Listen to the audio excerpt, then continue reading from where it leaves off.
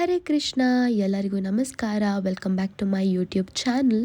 ನಾವು early morning ಎದ್ದು auto book ಮಾಡಿಕೊಂಡು ಸೀದಾ ಮಾರ್ಕೆಟಿಗೆ ಹೋದ್ವಿ. ಅಲ್ಲಿ ಮಾರ್ಕೆಟಲ್ಲಿ ನನಗೆ ಹೂವು, ಹಣ್ಣು, ತರಕಾರಿಗಳೆಲ್ಲ ಬೇಕಾಗಿತ್ತು ದೇವ್ರ ನೈವೇದ್ಯಕ್ಕೆಲ್ಲ. ಸೊ ಅದನ್ನೆಲ್ಲ ತೊಗೊಂಡು ನಾವು ಮನೆಗೆ ಬರೋಣ ಅಂತ ಹೋದ್ವಿ. ಮನೆಗೆ ಬಂದಮೇಲೆ ಆ್ಯಸ್ ಯೂಶ್ವಲ್ ಕಸ ಗುಡಿಸೋದು, ನೆಲ ಒರೆಸೋದು ಎಲ್ಲ ಇರುತ್ತಲ್ವ.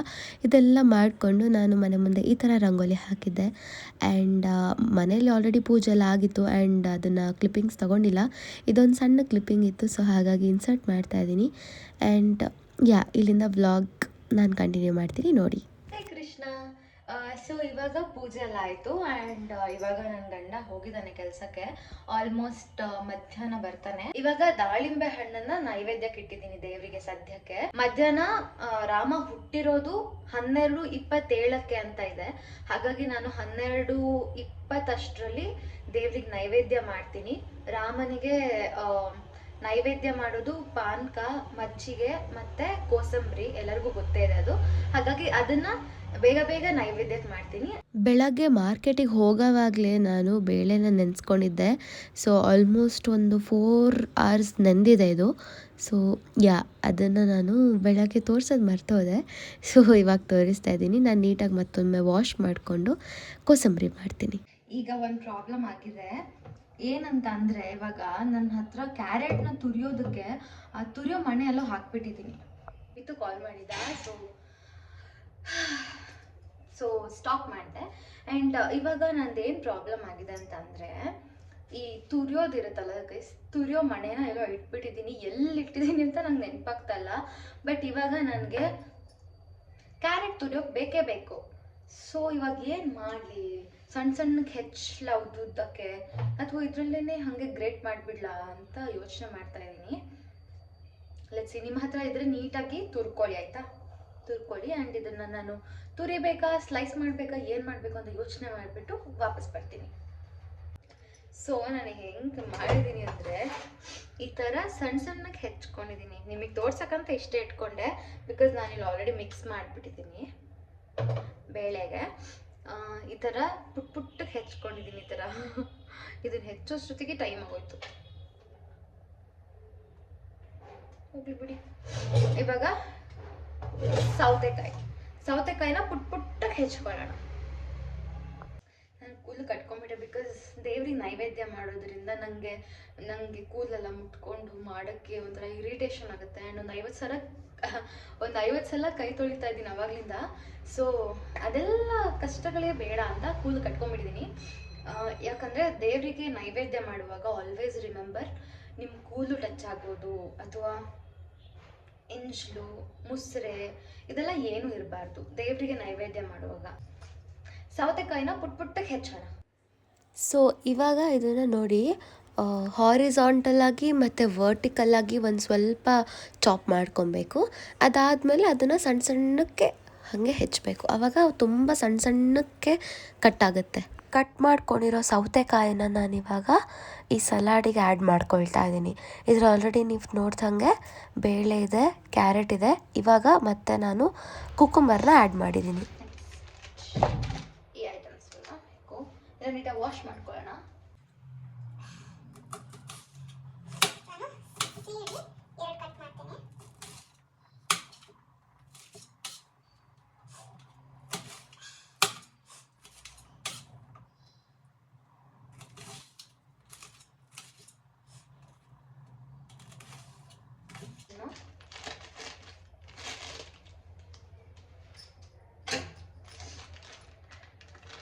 ಸ್ವಲ್ಪ ಹಣ್ಣಾಗಿರೋದು ನೋಡಿ ತೊಗೊಳ್ತಾ ಇದ್ದೀನಿ. ಸ್ವಲ್ಪ ಹಣ್ಣಾಗಿದೆ.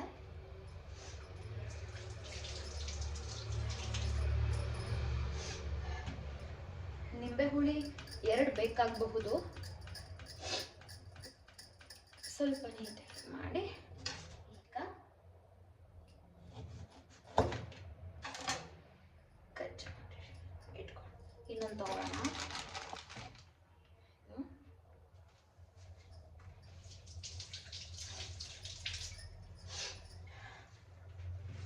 ಇದು ಕೂಡ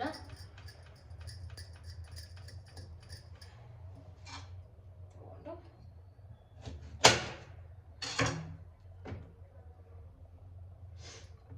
ನನ್ನ ಗಂಡ ನೋಡಿ ಎಷ್ಟು ನೀಟಾಗಿ ಸೋಯಿಸಿಟ್ಬಿಟ್ಟಿದ್ದಾನೆ. ಸೊ ಎಸ್, ನೀಟಾಗಿ ಕಟ್ ಮಾಡಿ ಇಟ್ಬಿಟ್ಟಿದ್ದಾನೆ ಅವನು. ನಂಗೆ ಕಷ್ಟ ಆಗಬಾರ್ದು ಅಂತ ಆಲ್ಮೋಸ್ಟ್ ಎಲ್ಲ ಅವನೇ ನೋಡ್ಕೊಳ್ತಾನೆ. ಸೊ ಎಸ್, ಎಷ್ಟು ನೀಟಾಗಿ ಕಟ್ ಮಾಡಿದ್ದಾನೆ ನೋಡಿ ಗೈಸ್. ಇದನ್ನ ಮತ್ತೊಮ್ಮೆ ನೀಟಾಗಿ ತೊಳೆದು ಪುಟ್ಟಕ್ಕೆ ಹೆಚ್ಚಿಟ್ಕೊಂಡ್ರೆ ಆಲ್ಮೋಸ್ಟ್ ಆಯಿತು. ಆಲ್ಮೋಸ್ಟ್ ಎಲ್ಲ ಆಯಿತು.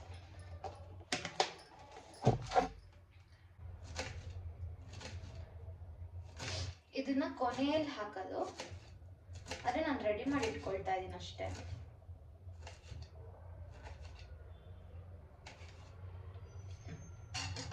ಈಗ ಒಗ್ಗರಣೆ ರೆಡಿ ಮಾಡ್ಕೊಳ್ಳೋಣ.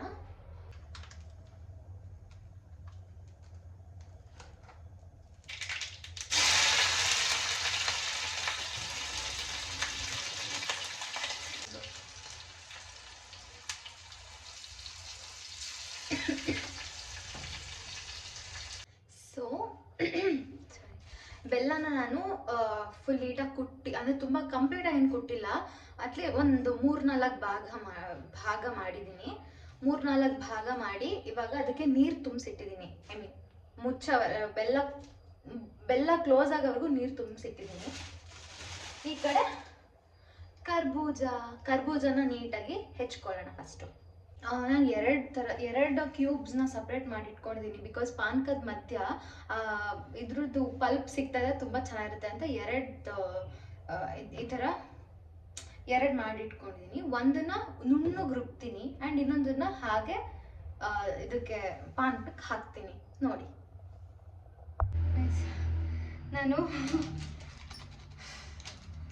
ಏಲಕ್ಕಿ ತೊಗೊಂಬರೋಕ್ಕೆ ಅಂತ ಓಡ್ ಹೋದೆ. ನಾನು ಇದೆ ಅಂತ ಅಂದ್ಕೊಂಡೆ, ಮನೇಲಿ ಇರಲಿಲ್ಲ.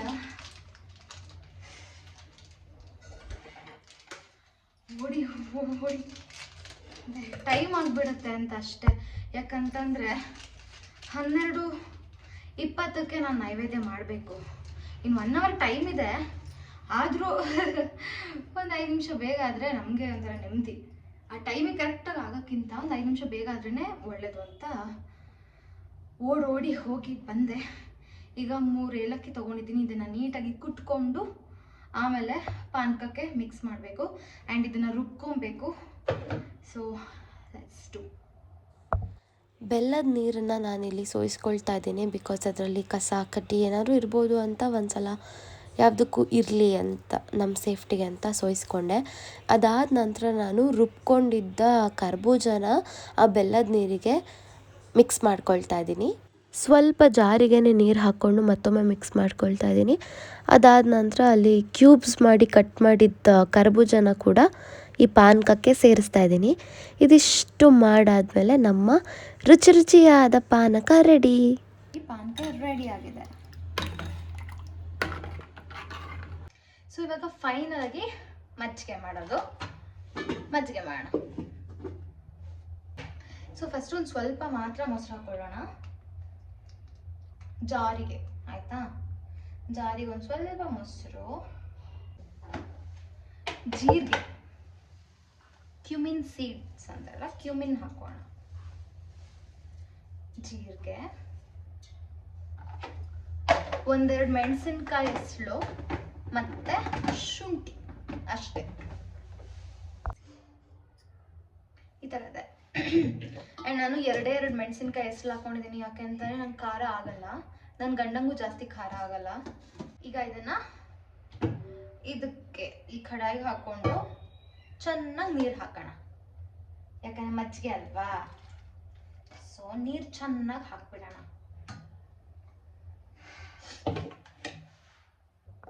ಈಗ ಅದೆಲ್ಲ ಆಯಿತು. ನೆಕ್ಸ್ಟ್ ರುಚಿಗೆ ತಕ್ಕಷ್ಟು ಉಪ್ಪು ಸ್ವಲ್ಪ ಕಮ್ಮಿನೇ ನಾನು ಹಾಕೊಳ್ತೀನಿ. ಯಾಕೆಂತಂದರೆ ಟೇಸ್ಟ್ ನೋಡಬಾರ್ದಲ್ವಾ, ಹಾಗಾಗಿ. ಆಮೇಲೆ ಬೇಕು ಅಂತಂದರೆ ಆ್ಯಡ್ ಮಾಡ್ಕೊಬೋದಲ್ವಾ, ಹಾಗಾಗಿ ನಾನು ಸ್ವಲ್ಪ ಕಮ್ಮಿನೇ ಹಾಕ್ತೀನಿ. ಈಗ ಅದಕ್ಕೆ ಕೊತ್ತಂಬರಿ ಸೊಪ್ಪನ್ನು ಕಟ್ ಮಾಡಿ ಹಾಕಿದ್ರೆ ಎಲ್ಲ ಆಯಿತು. ಬೆಳಗ್ಗೆ ಪೂಜೆ ಎಲ್ಲ ಆರಾಮಾಗಿದೆ. ಸೊ ಇವಾಗ ನಾನು ಜಸ್ಟ್ ನೈವೇದ್ಯ ಮಾಡಿ ಒಂದು ಮಂಗಳಾರತಿ ಮಾಡಿದ್ರೆ ಆಯಿತು. Let's do that now.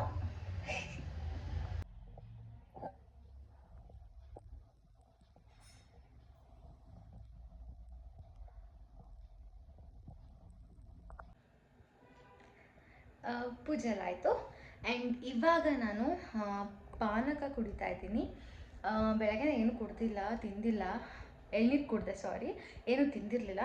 So ಸ್ವಲ್ಪ ಹಸಿವಾಗ್ತಾ ಇತ್ತು ಆ್ಯಂಡ್ ಅಡುಗೆ ಮಾಡೋಕ್ಕೆ ಸ್ವಲ್ಪ ಎನರ್ಜಿ ಬೇಕಲ್ವಾ, ಹಾಗಾಗಿ ಪಾನಕ ಕುಡಿತಾ ಇದ್ದೀನಿ. ಮಜ್ಜಿಗೆ ಟೇಸ್ಟ್ ಮಾಡಿದೆ, ಸ್ವಲ್ಪ ಖಾರ ಜಾಸ್ತಿ ಆಗಿದೆ ಮಜ್ಜಿಗೆ, ಆ್ಯಂಡ್ ಉಪ್ಪೆಲ್ಲ ಕರೆಕ್ಟಾಗಿದೆ. ಈಗ ಪಾನಕ ಕುಡಿಯೋಣ. ಪಾನಕ ತುಂಬ ಚೆನ್ನಾಗಿತ್ತು ಗೈಸ್, ತುಂಬ ಸ್ವೀಟು ಇರಲಿಲ್ಲ. ಸ್ವಲ್ಪ ಹುಷಾರಿಲ್ಲ ನನಗೆ, ಸೊ ಗಂಟಲು ನನಗೆ ಇನ್ನೂ ಸರಿ ಹೋಗಿಲ್ಲ. ಎನಿವೇಸ್, ಎಸ್, ಪಾನಕ ಅಂತೂ ತುಂಬ ಚೆನ್ನಾಗಿತ್ತು. ನಾನಂತೂ ಗಿಟ ಅಂತ ಕುಡಿದ್ಬಿಟ್ಟೆ. ಹಶು ಬೇರೆ ಆಗಿತ್ತು, ಸೊ ಹಾಗಾಗಿ. ಆ್ಯಂಡ್ ಓವರ್ ಸ್ವೀಟು ಇಲ್ಲ, ಪರ್ಫೆಕ್ಟಾಗಿದೆ. ನನ್ನ ಗಂಡಂಗೆ ತುಂಬ ಇಷ್ಟ ಆಗುತ್ತೆ, ಬಿಕಾಸ್ ಅವ್ನಿಗೆ ಜಾಸ್ತಿ ಸ್ವೀಟ್ ಇಷ್ಟ ಆಗಲ್ಲ. ಸೊ ಪಾನಕ ಅಂತೂ ಅವ್ನಿಗೆ ತುಂಬ ಇಷ್ಟ ಆಗುತ್ತೆ ಪಕ್ಕ. ಆ್ಯಂಡ್ ಮಜ್ಜಿಗೆ ನಾನು ಹೇಳ್ದಂಗೆ ಸ್ವಲ್ಪ ಖಾರ ಇದೆ, ಅದನ್ನು ಸರಿ ಮಾಡೋಕ್ಕಾಗ್ತಾಯಿಲ್ಲ. ಇನ್ನೊಂಚೂರು ಮೊಸರು ಹಾಕಿ, ಇನ್ನೊಂಚೂರು ನೀರು ಹಾಕಿ, ಒಂಚೂರು ಉಪ್ಪು ಹಾಕಿಬಿಡ್ತೀನಿ, ಸರಿ ಹೋಗುತ್ತೆ. ಆ್ಯಂಡ್ ಕೋಸಂಬರಿ ಟೇಸ್ಟ್ ಮಾಡೋಣ ಬನ್ನಿ. ಕೋಸಂಬರಿ ಟೇಸ್ಟ್ ಮಾಡಿಲ್ಲ ನಾನು.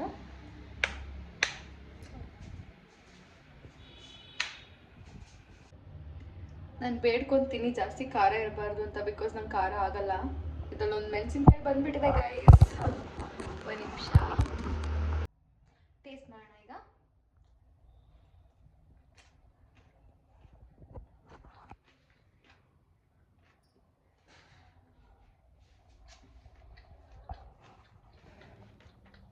ಈಗ ಉಳಿದಿರೋ ಅಡುಗೆ ಮಾಡೋಣ. ನನ್ನ ಮೊಬೈಲಲ್ಲಿ ಸ್ಟೋರೇಜ್ ಇಲ್ಲ, ಸೊ ಏನಾದ್ರು ಪರ್ಟಿಕ್ಯುಲರ್ ಅಡುಗೆ ಬಗ್ಗೆ, ಯಾವ್ದಾದ್ರು ಪರ್ಟಿಕ್ಯುಲರ್ ಅಡುಗೆ ಹೇಗೆ ಮಾಡೋದು ರೆಸಿಪಿ ಬೇಕು ಅಂತಂದರೆ ಕಮೆಂಟಲ್ಲಿ ಯಾವ ರೆಸಿಪಿ ಬೇಕು ಅಂತ ನನಗೆ ಕಾಮೆಂಟ್ ಮಾಡಿ, ಆ್ಯಂಡ್ ಆ ರೆಸಿಪಿನ ನಾನು ನಿಮಗೆ ಮುಂದಿನ ವೀಡಿಯೋಸಲ್ಲಿ ಕಳಿಸ್ತೀನಿ. ಅನ್ನ, ಅಪ್ಪೆ ಹುಳಿ, ಹೋಳಿಗೆ ಎಲ್ಲ ಮಾಡಿದ್ದೆ ನಾನು. ಪಾನಕ, ಕೋಸಂಬರಿ ಮತ್ತು ಮಜ್ಜಿಗೆ ಎಲ್ಲ ಇತ್ತಲ್ಲ, ಸೊ ಅದಕ್ಕೆ ಜಾಸ್ತಿ ಏನು ಮಾಡೋಕ್ಕೆ ಹೋಗಲಿಲ್ಲ. ಆ್ಯಂಡ್ ಊಟ ಎಲ್ಲ ಮಾಡಿಕೊಂಡು ನಾವು ಸೀದಾ ಡೆಕೆತ್ಲಾನ್ ಹೋಗಿದ್ವಿ. ಡೆಕೆತ್ಲಾನಲ್ಲಿ ನಾವು ಡಂಬಲ್ಸ್ ತೊಗೊಳ್ಬೇಕಾಗಿತ್ತು, ಸೊ ಡೆಕೆತ್ಲಾನಿಗೆ ಹೋಗಿ ಡಂಬಲ್ಸ್ ಎಲ್ಲ ತೊಗೊಂಡು ಬಂದ್ವಿ. ಆ್ಯಂಡ್ ನನ್ನ ಹಸ್ಬೆಂಡ್ ಆಲ್ರೆಡಿ ವರ್ಕೌಟ್ ಎಲ್ಲ ಸ್ಟಾರ್ಟ್ ಮಾಡಿದ್ದಾರೆ, ನಾನು ಸ್ಟಾರ್ಟ್ ಮಾಡಬೇಕಷ್ಟೆ. ಎನಿವೇಸ್, ಸೊ ರಾಮನವಮಿ ದಿನ ನಾವು ಡಂಬಲ್ಸ್ನ ತೊಗೊಂಬಂದಿದ್ದಕ್ಕೆ ಅದನ್ನು ಕೂಡ ಇಟ್ಟು ಪೂಜೆ ಮಾಡಿದ್ವಿ. ಸೊ ಎಸ್, ಇದಾಗಿತ್ತು ನನ್ನ ವ್ಲಾಗ್. ಈ ವ್ಲಾಗ್ ನಿಮಗೆ ಇಷ್ಟ ಆಗಿದ್ರೆ ಲೈಕ್ ಮಾಡಿ, ಶೇರ್ ಮಾಡಿ, ಕಮೆಂಟ್ ಮಾಡಿ, ಆ್ಯಂಡ್ ನನ್ನ ಚಾನಲನ್ನು ಸಬ್ಸ್ಕ್ರೈಬ್ ಮಾಡೋದನ್ನ ಮರಿಬೇಡಿ. Thank you. ಹರೇ ಕೃಷ್ಣ, ಜೈ ಹಿಂದ್.